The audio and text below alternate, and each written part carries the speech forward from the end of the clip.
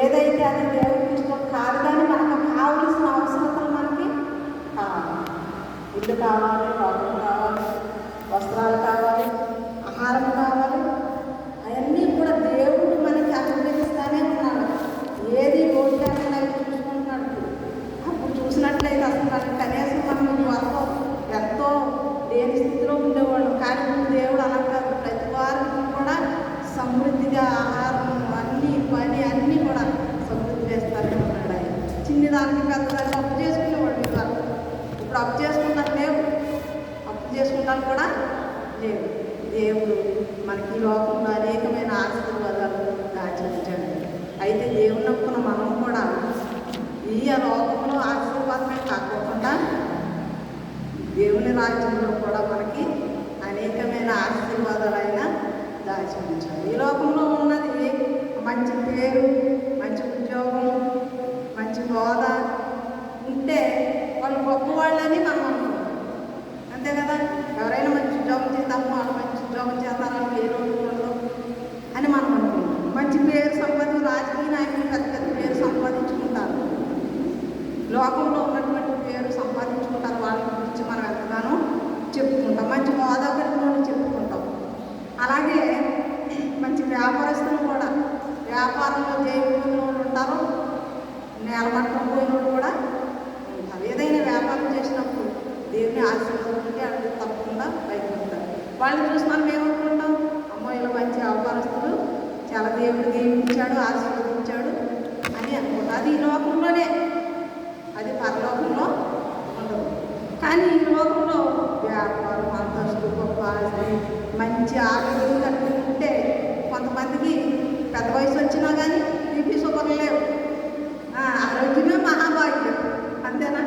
ఆయన కూడా చెప్పుకుంటాం లోకంలో ఆరోగ్యమే మహాభాగ్యం. మరి ఇప్పుడు ఉదయం గారు బీపీ షుగర్ లేదు, ఏమనాలి? భాగ్యవంతురాలే, ధనవంతురాలే. రోజు షుగర్ బిళ్ళలు వేసుకోవాలి. ఆరోగ్యం, మంచి ఆరోగ్యం ఉంటే, మరి చక్కని పిల్లలు కూడా ఉంటే లోకంలో సంతోషంగా ఉంటాం. అలాగే మన ఊళ్ళో ఎంతోమంది బళ్ళు కొనుక్కున్నారు, కారు కొనుక్కున్నారు.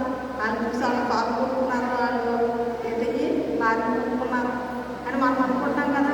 వాళ్ళు బాగా సంపాదించుకున్నారు, వాళ్ళకి కూడా అంత నెలకు కూడా అంత ఆదాయం అవుతుంది అని అనుకుంటాం. వాళ్ళని చూసి అనుకుంటాం. లేని వాళ్ళు ఏమనుకుంటారంటే మేము ఆడపిల్లకి సంపాదించుకుంటే బాగుంటుంది అని అనుకుంటారు కదా, ప్రయాసపడతా ఉంటారు. ఈ లోకంలో ఎన్నో కడుపు నిండా తిండి, ధరించుకోవడానికి మంచి వస్త్రాలు, ఇవన్నీ కూడా దేవుడు మనకి ఏ లోటు లేకుండా ఈ లోకంలో అనేకమైనటువంటి ఆశీర్వాదాలతో మనల్ని నింపుతూ ఉన్నాడు ఆయన.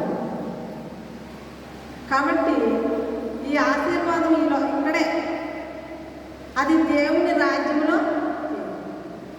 దేవుని రాజ్యం సంపాదించుకున్న మనకి మంచి మంచి ఆశీర్వాదాలకి మన యొక్క నుండి తీసివేయబడవు. కాబట్టి మొదటిగా యోహాను సువార్త 14:3.